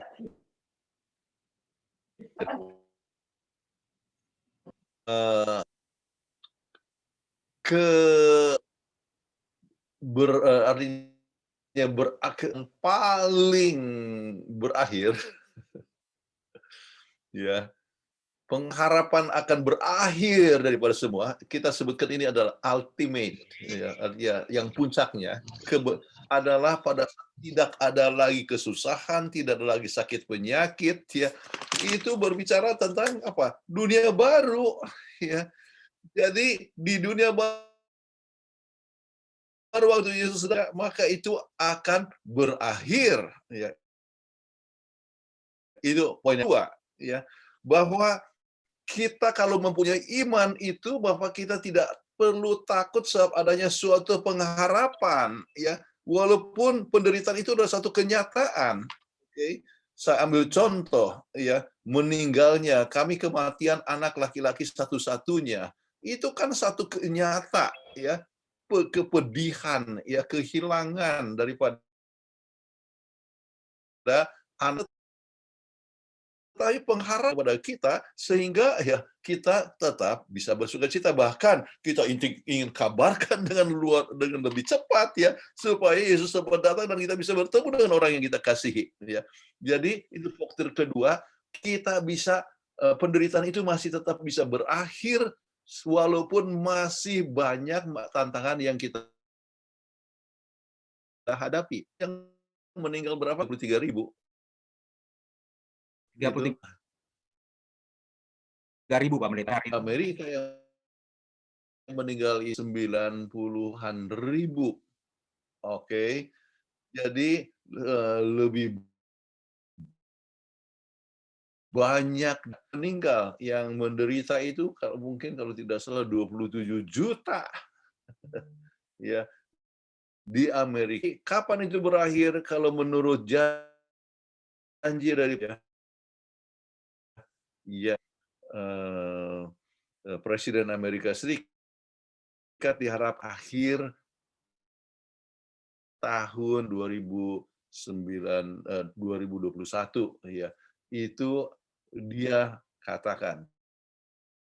Sekarang kan gencar-gencarnya untuk vaksinasi. Jadi diharapkan kalau sesudah vaksinasi, maka orang mempunyai satu daya tahan, ya, imunitas yang tinggi sehingga tidak akan kena, ya, walaupun itu dia diserang begitu. Jadi kan kalau itu di Amerika sekarang setiap hari itu 1,7 juta manusia yang divaksinasi. Ya, saya tidak tahu berapa cepat yang divaksinasi di Indonesia, tetapi ya Jangan kita langsung berpikir bahwa kalau sudah tidak ada lagi ini COVID-19, maka semua sudah beres. Mungkin saja ada masalah yang lain. Tetapi damai surga, pengharapan di dalam Tuhan, ya, boleh menjadi bagian kita dan tetap damai walaupun banyak masalah yang kita hadapi. Oke, itu 3 poin yang saya sebutkan untuk yang pertama. Yang kedua, kalau pelayanan itu apakah itu bisa jadi berhala? Ya, bisa saja, ya. Kalau orang punya pelayanan itu adalah untuk ya kepentingan diri pribadi. Oke. Dia mau supaya ya dikenal ya atau supaya dia dipilih lagi jadi ketua jemaat ya. Jadi pelayan-pelayanan terus sampai tidak perhatikan kepada anak ataupun keluarga dan sebagainya. Jangan lupa pelayanan penting ya, namun keluarga tidak bisa terbengkalai. Jangan sampai ada pendeta yang anak-anaknya jadi tinggalkan kebenaran ya. Oke, jadi perhatian kepada anak-anak sangat penting, pelayanan tetap bisa berjalan. Dan sekarang kita bisa berjalan menggunakan pelayanan di rumah masing-masing kan? Ya. Saya setiap hari mengadakan pelayanan tetapi tetap di rumah. Akhir pekan ini saya harus bicara 5 kali. Oke, tetapi di rumah terus. Ya. Oke, jadi ini satu kembali tetap pelayanan sibuk tetapi di rumah jadi tidak terbengkalai. Jadi undanglah anggota keluarga itu bersama-sama melayani. Ya, jadi waktu bersama untuk pelayanan bersama-sama. Oke, tetapi kalau hanya supaya untuk kepentingan pribadi sampai supaya lebih populer, lebih dikenal dan sebagainya, maka itu bisa sudah menjadi berhala. Oke. Baik, terima kasih. Pendeta. Ya, terima kasih Pak Pulo. Berikutnya di chat ada yang bertanya, saya bacakan Gillian Samson. Penyembahan berhala yang bagaimana untuk kondisi saat ini? Apakah mereka yang bekerja di rumah sakit pada hari Sabat itu juga dikatakan sebagai penyembahan berhala? Mohon pencerahannya Pendeta Kuntaraf. Terima kasih, Tuhan berkati. Ini sebenarnya tadi sudah dijawab soal penyembahan berhala, tapi dia kasih contoh tentang bekerja pada hari Sabat. Untuk perawat ya, mungkin ya perawat atau dokter. Silakan Pendeta Kuntaraf. Iya, kita tahu Yesus sendiri menyembuhkan orang pada hari Sabat. Ya. Tetapi bukan berarti itu adalah pekerjaannya yang rutin selalu harus dibuat pada hari Sabat. Ya. Tetapi itu adalah satu hal yang bersifat insidental. Ya. Jadi itulah sebabnya makanya orang-orang yang bekerja pada rumah sakit itu, ya mereka ada pengjadwalan. Ya. Sebab apa yang terjadi kalau tidak ada perawat ataupun dokter pada hari Sabat? Wah, ya pasien-pasien ya bisa mati ya oleh sebab seperti Pak Inan, saudara Ferdinand Iskandar sedang di rumah sakit, Ibu Peggy juga ada di rumah sakit sekarang ya. Jadi masih untung kan harus ada dokter yang ikut ya, artinya merawat ya. Jadi itulah sebabnya maka harus ada penjadwalan digilir ya di rumah sakit Advent. Saya percaya itu digilir ya. Jangan sampai orang itu terus-terusan tugasnya hari Sabat sampai lupa Bapak itu adalah hari Sabat. Ya. Oke. Baik, terima kasih Pendeta. Selanjutnya di chat ada pertanyaan. Nah, ini dia nih. Iman Asilalahi. Selamat Sabat Pak Pendeta Kuntaraf Naburjo. Waduh, disebut Naburjo nih Pendeta Kuntaraf. Ini murid saya yang baik ini Iman. Iya. Mohon izin bertanya. Saya punya 2 pertanyaan. Pertama, kata-kata penghiburan dari Allah kepada umat Tuhan bukan hanya ditujukan kepada orang Yehuda pada masa pelayanan Nabi Yesaya dan pada saat orang Yehuda akan dibebaskan dari negeri pembuangan, tapi juga diberikan kepada semua umat Tuhan sejak Adam dan Hawa jatuh ke dalam dosa dan bahkan sampai kepada kita pada saat ini.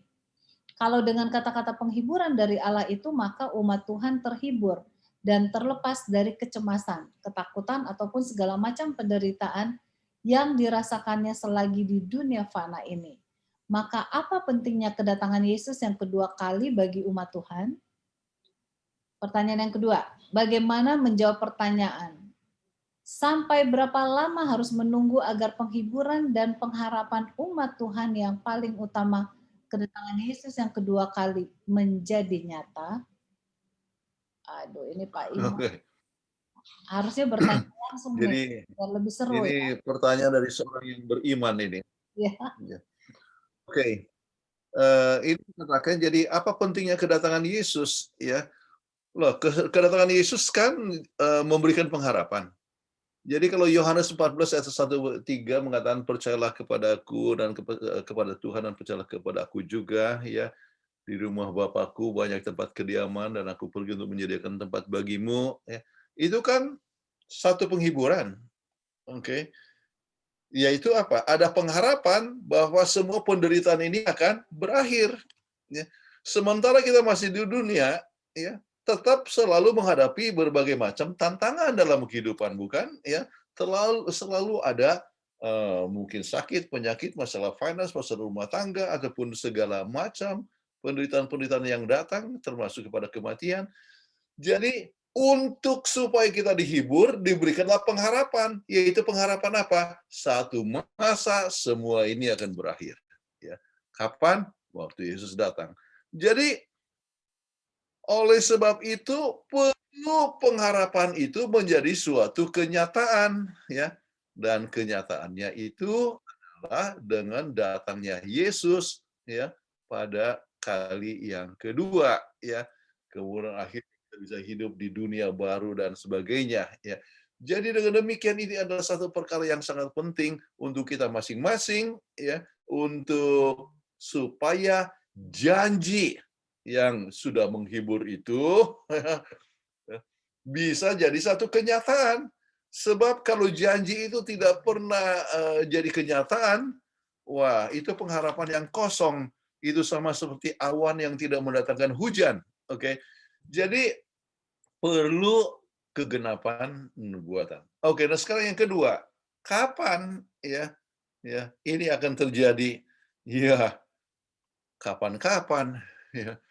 Kita tidak mengetahui kapan Yesus akan datang, tetapi kita harus siap kapan saja Yesus datang. Ya. Jadi tanda-tanda menunjukkan kalau kita lihat COVID-19 ini kan sudah merupakan salah satu tanda yang disebutkan oleh Alkitab. Kalau Anda dengar tentang gempa bumi ya yang seperti minggu lalu terjadi di Jepang ya, maka kita tahu bahwa itu adalah tanda kegenapan nubuatan. Kalau terjadi gempa bumi di Indonesia, tanda ya. Jadi melihat tanda-tanda kita harus lebih yakin ya, sudah makin dekat, tetapi kapankah dekat itu? Berapa dekatkah dekat itu? Kita tidak tahu. Yang jelas kita harus selalu siap untuk kedatangan Yesus yang kedua kali. Oke? Terima kasih Pendeta untuk untuk jawabannya. Semoga Iman Silalahi bisa puas ya. Baik, selanjutnya ada pertanyaan dari Ibu Stan Striwandono. Nah, ini yang saya tunggu-tunggu tadi harusnya baca ayat Alkitab, tapi untuk sahabat depan aja ya.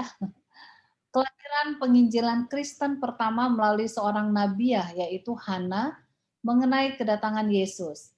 Sedangkan wanita kedua adalah Maria Magdalena. Pertama mengabarkan mengenai kebangkitan. Pertanyaannya, mengapa SDA tidak mengizinkan wanita yang menjadi pendeta untuk membaptis mereka yang mendengar pekabaran mereka dan menerima Yesus sebagai juru selamat mereka?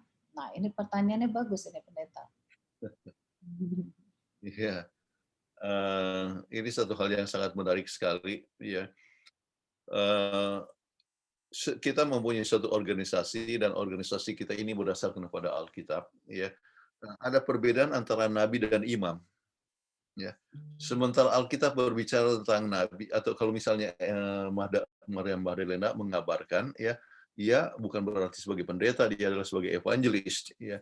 Jadi seperti evangelis Peggy Iskandar ya atau evangelis Stans Triwandono. Oke. Jadi evangelis tugasnya adalah untuk mengabarkan. Kemudian Dan kalau Hana adalah nabiah, nabiah itu menyampaikan akan pekabaran yang besar daripada Tuhan. Tetapi yang membaptiskan itu adalah imam, ya. Dan tidak ada imam perempuan di dalam Alkitab itu. Semua imam itu adalah merupakan suatu lambang daripada priesthood, ya, yaitu keimamatan daripada Tuhan, ya. Dan itu selamanya laki-laki. Ya. Jadi itulah sebabnya sampai sekarang dalam gereja kita masih ada perbincangan-perbincangan sebab ada pro and kontra, ya, sebab sehubungan dengan pengurapan wanita. Kalau wanita itu sudah diurapi sebagai pendeta, maka dia bisa untuk membaptiskan. Ya.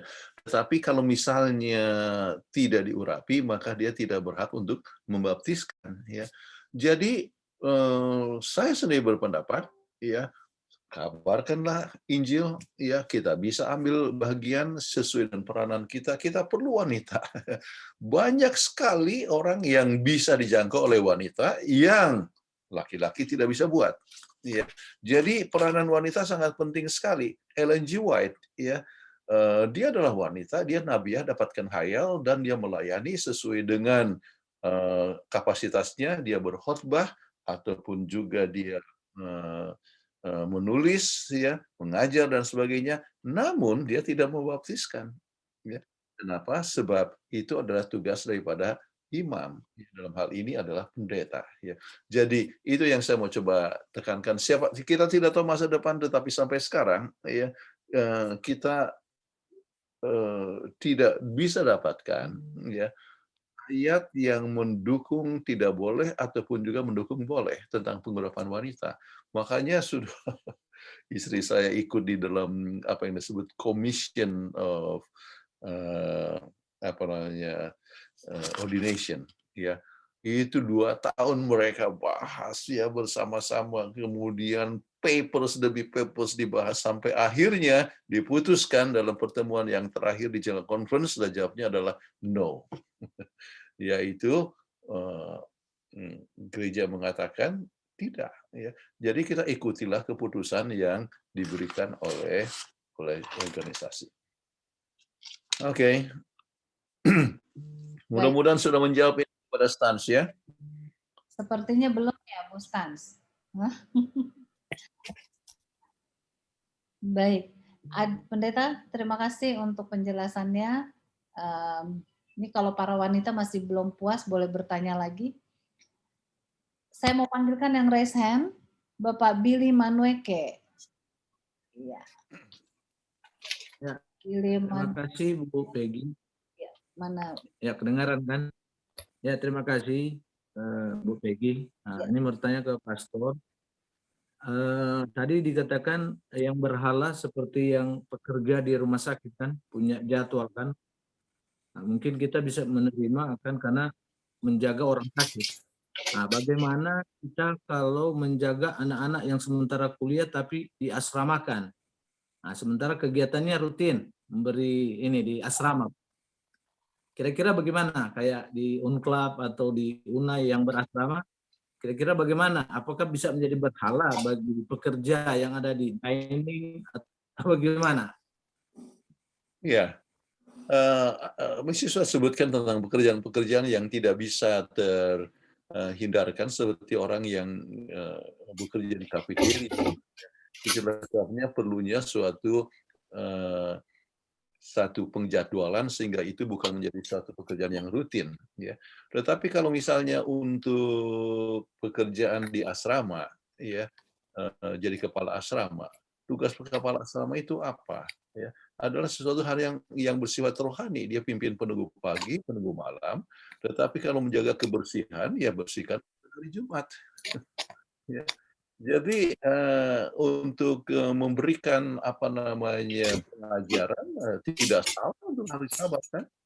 Penunggu pagi ataupun dia mengajar dan sebagainya, itu kegiatan kerohanian, ya.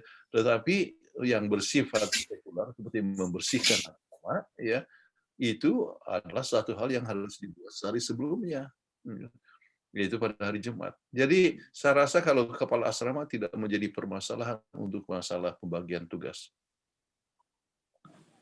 Maksudnya pastor yang di dining pastor, yang di Oh iya, dining. di Yang dining kembali di itu dining. saya sudah sebutkan tadi ya, di dining ya adalah satu pekerjaan yang tak dapat dihindarkan sebab semua orang harus makan ya. Namun ya saya sebutkan supaya dijadwalkan sedemikian rupa supaya jangan orang itu terus-terusan tugas pada hari Sabat ya. Jadi harus digilir ya supaya dia pun dapat menikmati berkat daripada hari Sabat ya. Satu. Kemudian yang kedua ya, makanan juga biarlah makanan yang dapat lebih tidak perlu selalu harus dipersiapkan ya, baru disiapkan pada hari Sabat, tetapi banyak hal yang sudah bisa disiapkan pada hari ya Jumat ya. Jadi apakah itu buah-buahan ataupun sayur-sayuran mentah, pokoknya sudah dipotong-potong dan sebagainya. Jadi hari Sabat itu tidak menjadi satu pekerjaan yang sangat merupakan beban, sama seperti kita di rumah kan. Ya, umumnya kita sudah harus siapkan lebih dahulu pada hari Jumat. Jadi mungkin hanya tinggal hangatkan saja pada hari Sabat dan sebagainya, tinggal bagikan. Tetapi itu pun supaya ada penjadwalan yang bijaksana, supaya jangan orang terus-terusan dijadwalkan hari Sabat. Ya, jangan. Tetapi harus ada satu penjadwalan yang bergilir. Oke, masih ada lagi, masih ada 16 menit, Ibu Peggy. Ya, baik, Pendeta, terima kasih thank you. jawabannya. Ya, terima kasih. Ada dari Malingkas Naibaho. Jenis penyembahan berhala apa yang kita hadapi? Yang jenis penyembahan berhala apa yang kita hadapi secara gereja pada saat ini dan bagaimana bentuknya? Pendeta, kita menebak ini. Segala sesuatu yang bisa memisahkan kita daripada kasih kita kepada Tuhan boleh menjadi suatu berhala. Ya, jadi kembali, ya bisa saja orang yang belajar supaya mendapatkan angka A 10 sampai dia nyontek, itu pun bisa menjadi suatu berhala untuk dia. Oke, jadi dia tidak menjadi saksi yang baik. Ya, bisa saja orang terlalu sombong dengan dia punya kecantikan ya, sampai terlalu membanggakan kecantikannya dan selalu berhias mengambil waktu untuk kecantikannya daripada dengan Tuhan. Itu pun kecantikan bisa jadi berhala. Ataupun segala kepelesiran dunia ya, kita meninggalkan Tuhan supaya kepelesiran dunia. Jadi itu banyak hal ya, sampai orang melanggar hukum Tuhan oleh sebab suatu pekerjaan dan sebagainya. Jadi kita harus berhati-hati ya, dengan kuasa Tuhan kita boleh tetap setia dan boleh mempunyai hubungan dengan Tuhan sehingga kita boleh memiliki sukacita. Buat apa kita punya banyak uang tetapi kita tidak punya damai dan sukacita di dalam hati kita ya. Bukankah damai dan hati dalam hati atau sukacita itu adalah oleh sebab kehadiran Tuhan dalam hidup kita ya.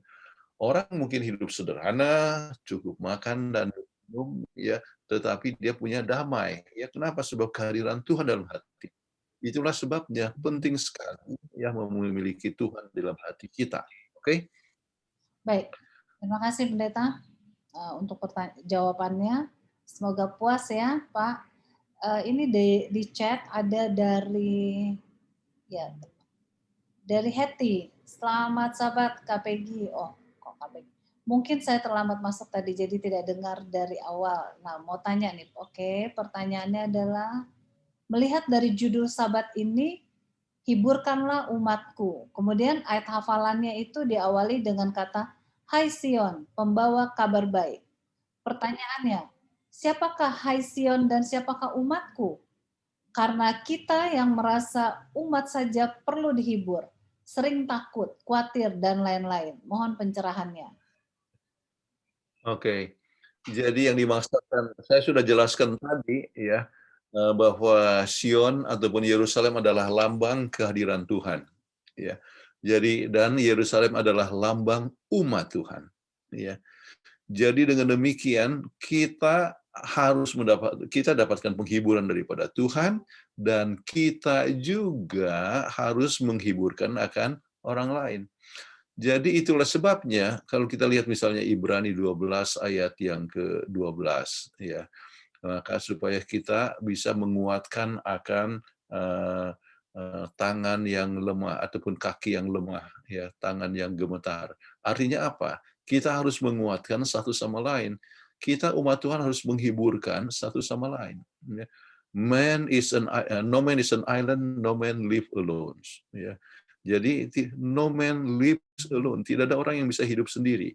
Apa namanya gereja? Gereja adalah kumpulan dari orang yang telah keluar dari dunia ini, dan kita adalah mempunyai apa yang disebut koinonia, yaitu persekutuan. Ya, jadi persekutuan itu tujuannya apa? Menguatkan satu sama lain. Jadi kita harus menghiburkan satu sama lain. Ya, itulah sebabnya kita ada cara penghiburan kalau seorang itu meninggal. Itulah sebabnya kita ada cara mendoakan. Ya, seperti nanti sore jam 3, jam 6. Ya. Oh, kalau di Indonesia harus jam 6 pagi. Kami dari angkatan tahun 68 mau berdoa untuk pendeta Sugiatno Marta Atmaja. Ya. Kami akan mendoakan, kita kumpul, ya, artinya melalui Zoom. Ya. Saya akan khotbah juga di situ, ya, untuk ya menguatkan satu sama lain, ya, sebab beliau kesehatannya menurun, rumahnya kebanjiran, ya. Jadi kita perlu untuk menguatkan satu sama lain, ya. Jadi menguatkan satu sama lain di antara kita, ataupun juga kita juga menguatkan akan orang lain, memberikan penghiburan kepada orang lain. Jadi penghiburan kita datang dari Tuhan, sudah terima dari Tuhan, ya. Penghiburan datang dari Tuhan itu pun kita kan diberikan oleh orang lain, diberikan oleh pendeta, oleh ketua, ya, atau melalui firman Tuhan. Kemudian kita juga perlu untuk ya menyampaikannya kepada orang lain, ya. Jadi itulah hal yang luar biasa. Mungkin saya sebutkan di dalam Alkitab ada kata alelon dalam bahasa Greka. Ya. Bahasa alelon itu artinya satu sama lain. Dan satu sama lain itu ditulis di dalam Perjanjian Baru berapa kali? 75 kali. Ya. Itu adalah tanda dari umat Tuhan, alelon, ya, one another. Oke. Kemudian isinya adalah apa? Ya, yang 75 itu. Hendaklah kita mengasihi satu sama lain, menanggung beban satu sama lain, menghiburkan satu sama lain, menanggung beban satu sama lain, mempunyai belas kasihan satu sama lain. Iya. Jadi kita harus apa? Menguatkan satu sama lain, ya. Menolong satu sama lain, mendoakan dan memuji Tuhan satu sama lain. Jadi itu adalah tanda dari umat Tuhan. Kalau gereja tidak melakukan itu, kalau umat Kristen tidak melakukan tugas ini, ya, maka kita sudah kehilangan fungsi daripada gereja. Sebab gereja harus melaksanakan, ya, tugas menghibur satu sama lain. Oke. Terima kasih Pendeta. Ada Yoce Retor tadi raise hand. Silakan Pak Yoce. Ya, pertanyaannya Pendeta, 70 tahun bangsa Israel ditawan di Babylon. Lalu mendapat aturan untuk pulang ke negeri Yehuda di Yerusalem. Ada 3 tahap perjalanan. Di buku Israel dikatakan ada juga yang tidak mau kembali. Mereka nggak rindu pulang. Pak Yoce, suaranya tadi hilang-hilang. Oh, suaranya hilang-hilang. Nah, sekarang jelas. Sudah lebih bagus. Silakan. Ada yang tidak rindu pulang untuk ke Yerusalem. Orang Israel yang ditawan di Babylon. Apa yang membuat mereka tidak rindu ke rumah lagi? Ya, agak hilang-hilang ya. Lalu untuk kita yang pulang ke surga, apa yang membuat kita kurang rindu pulang ke surga? Kita tangkap. Iya. Apa yang menyebabkan kita kurang rindu untuk ke surga, ya? Oleh sebab kita terlalu senang dengan dunia ini, ya. Nah, apa yang terjadi ya dalam waktu 70 tahun ya masa tawanan? Sebetulnya ya, bukankah Yeremia itu menyebutkan kepada orang Israel, kepada orang Yehuda, jangan takut untuk pergi menyerah kepada Babylon. Itu pekabaran daripada Nabi Yeremia. Jangan takut, ya. Kenapa? Ya, Tuhan akan memeliharakan, ya. Kemudian kamu akan kembali lagi sesudah 70 tahun. Ya. Jadi jangan khawatir untuk pergi ke Babylon. Mengapa? Sebab ternyata masa dalam 70 tahun sebagai tawanan itu merupakan satu masa yang mereka tidak terlampau menderita kalau mereka berjalan dengan Tuhan. Sebab dalam 70 tahun itu, coba lihat, ada Daniel di situ yang diangkat jadi Perdana Menteri. Di situ ada Sadrak, Mesak, dan Abednego. Ya. Jadi dalam masa 70 tahun, dan pada akhir sesudah 70 tahun seperti Nehemia, ya, dia bukan lagi di Babylon Captivity, dia sudah di Susa, ya. Jabatan sebagai apa namanya dengan jabatan tinggi di istana raja, ya. Jadi sering oleh sebab sudah dapatkan artinya kepercayaan, ya, jabatan, ya, kemudian sampai tidak rindu untuk pulang. Dari semua daftar diragukan bahwa Daniel sesudah masa 70 tahun itu dia pulang. Nah, dia sudah tua, paling sedikit umur sebagai Perdana Menteri. Ya. Jadi Daniel tidak ikut pulang, melesap ada tugasnya. Ya. Kemudian ada yang mungkin punya oleh sebab harta dan sebagainya tidak ingin untuk pulang. Nah sekarang kembali kepada keadaan kita. Kenapa kita tidak ingin untuk ke surga? Mungkin terlalu enak juga dengan dunia ini. Ya.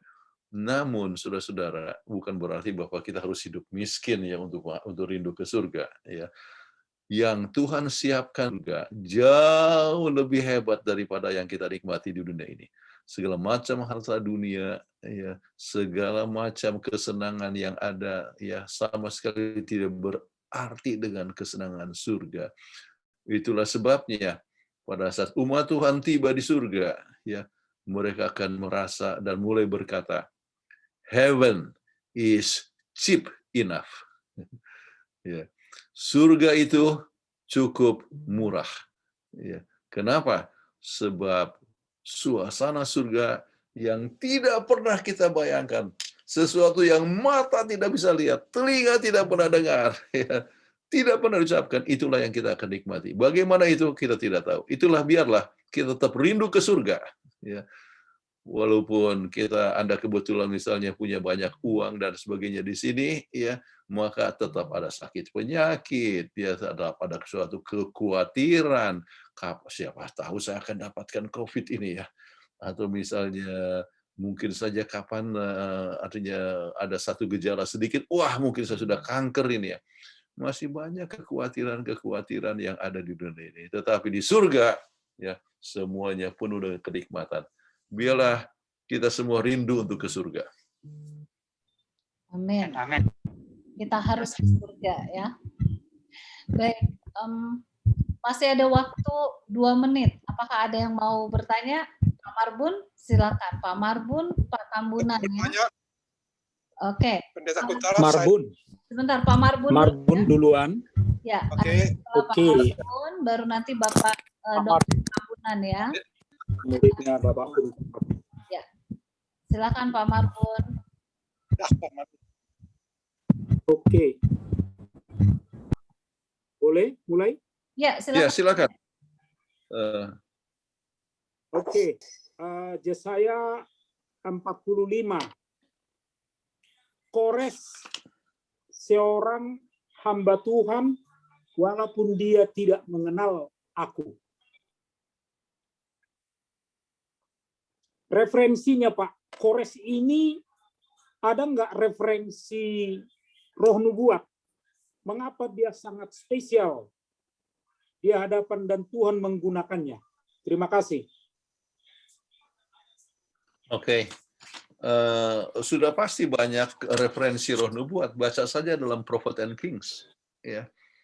Jadi dalam buku Prophet and Kings, kalau misalnya Anda tinggal search nama bahasa Inggrisnya Cyrus, ya, banyak reference tentang ini, sebagaimana yang dinubuatkan sampai disebutkan dia adalah seorang yang diurapi oleh Tuhan. Ya, kenapa? Ya, oleh sebab dia adalah seorang yang mempunyai kebaikan dan merindukan supaya orang Israel boleh kembali. Jadi perintah untuk kembali ke Yerusalem, ya, itu sudah dimulai dari Kores, ya.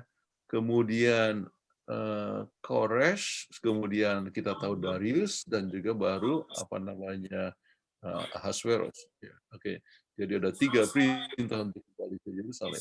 Ya. Jadi ada banyak orang yang artinya ada referensi yang menunjukkan bahwa Tuhan memimpin. Ya. Satu hal yang kita tahu, yang kita harus ingat bahwa Tuhan bisa menggunakan siapa saja dalam pekerjaan Tuhan.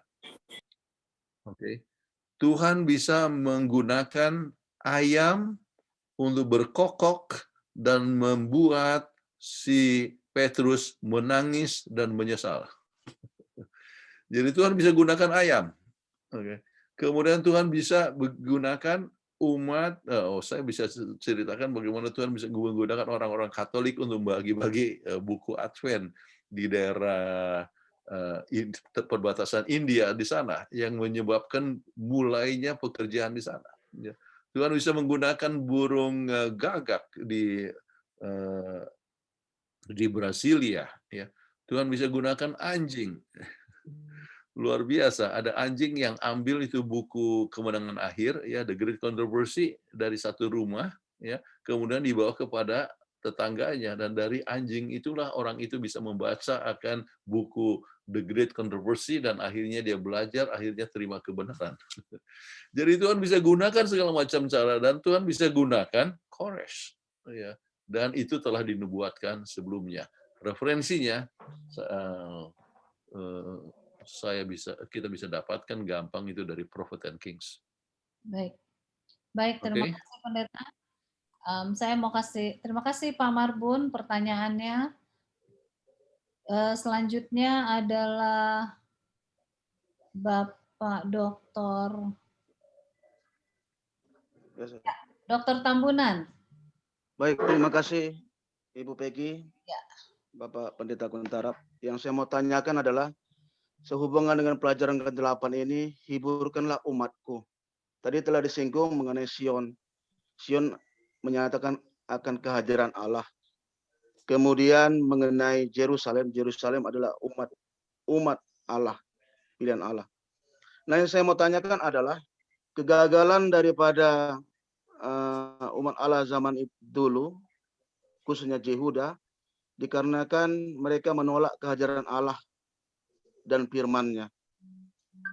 Nah, sekarang yang kita mau cari tahu adalah supaya kita tidak gagal seperti bangsa Yehuda dahulu, dikarenakan kita percaya bahwa kita akan dihiburkan, dikarenakan kita percaya bahwa Sion atau kehadiran Allah itu harus ada di tengah-tengah kita sampai pada akhirnya, sekalipun kita mengalami banyak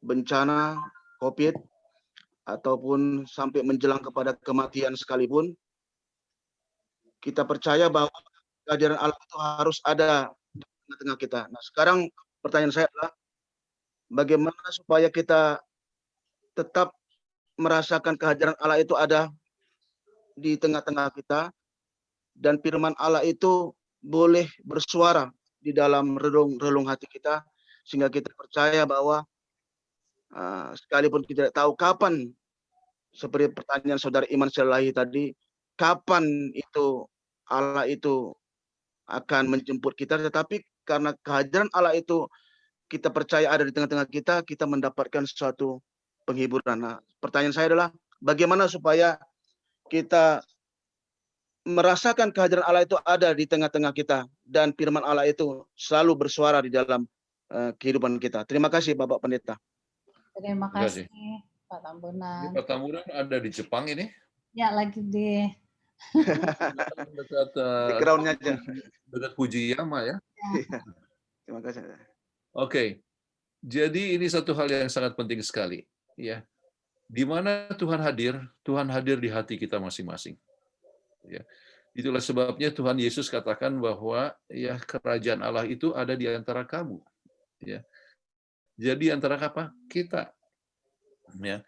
Yesus itu hadir artinya di hati kita. Ya. Kerajaan rahmat ya, di mana Yesus yang menjadi raja yang bertahta di hati kita. Ya. Jadi supaya Yesus tetap berada di hati kita, ya, kita harus siap untuk mengosongkan ya akan diri kita masing-masing. Kita harus merasa bahwa tanpa Tuhan kita itu kosong. Kita sama sekali tidak berarti, ya. Dan biarlah kita mengundang Tuhan hadir dalam diri kita. Jadi hati itu juga adalah pikiran, ya. Bagaimana pikiran itu dipenuhi dengan kehadiran Tuhan? Yaitu kalau misalnya firman Tuhan itu adalah sebahagian dari hidup kita. Itulah sebabnya kita tidak bisa tidak harus selalu mengambil waktu dengan firman Tuhan. Dan firman Tuhan itulah yang berbicara kepada kita. Firman Tuhan yang menyebabkan kita peka kepada ya sesuatu keadaan. Misalnya pada saat kita digoda, ya firman Tuhan yang berbicara kepada kita, ya, untuk supaya jangan kita jatuh, ya.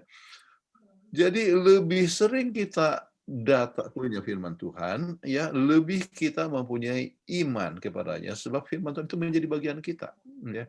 Kita ingat misalnya Roma pasal 10 ayat 17, ya, bahwa iman datang dari pendengaran akan firman Tuhan. Jadi lebih banyak kita mendengar firman Tuhan, lebih beriman kita. Ya. Jadi waktu dengan firman Tuhan itu begitu penting. Kemudian juga kita harus juga mempunyai persekutuan dalam doa, ya, satu sama lain. Ya. Jadi dua itulah yang menghubungkan kita dengan Tuhan, dan kita harus merasakan kehadiran Tuhan. Ya. Itu secara pribadi. Ya.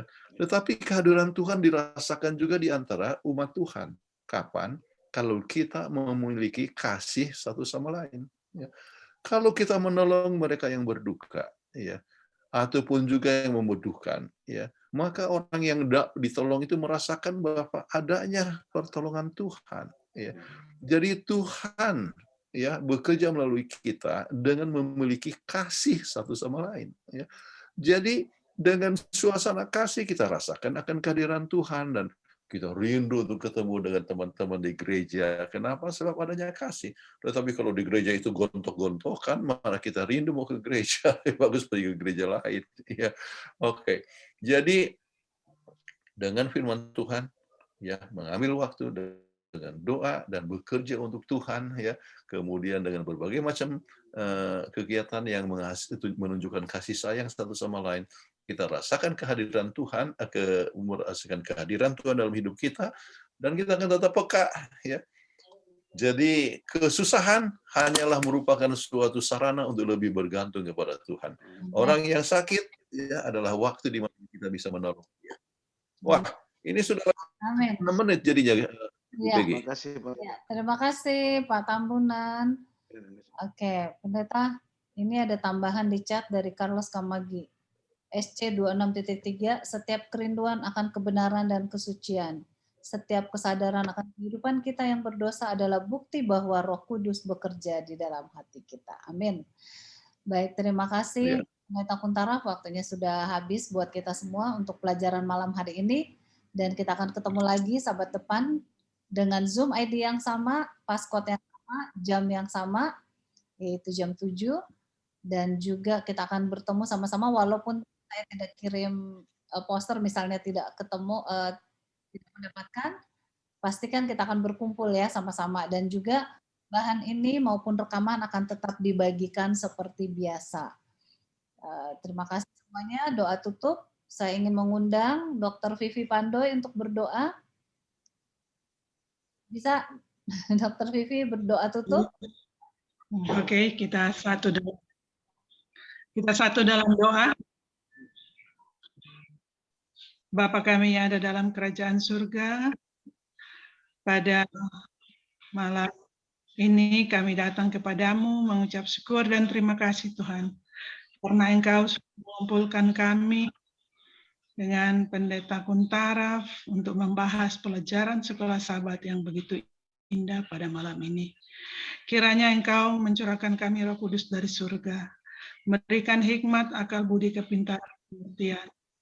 Sehingga firman ini Tuhan kami boleh pahami dan kami bisa bagikan pada para sekolah Sabat di tempat di mana kami berada pada besok hari.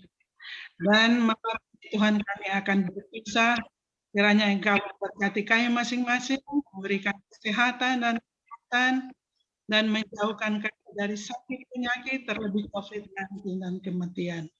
Berkati Pendeta Kuntaraf yang sudah membawakan firman pada malam ini. Berkati dia di dalam pelayanannya, berkati dalam keluarganya ya Bapa. Semuanya ini kami serahkan di dalam tangan pengasihan-Mu. Mohon ampun segala dosa dan pelanggaran kami, karena kami berdoa hanya di dalam nama anak-Mu Yesus yang sudah menjadi penebus dan juru selamat kami. Amin. Amin. Amin. Terima kasih, Dr. Oke. Pi. Terima kasih. Pendeta Kuntaraf. Terima kasih semua. Oke, terima kasih. Terima kasih. Pak Pendeta Kuntaraf. Saya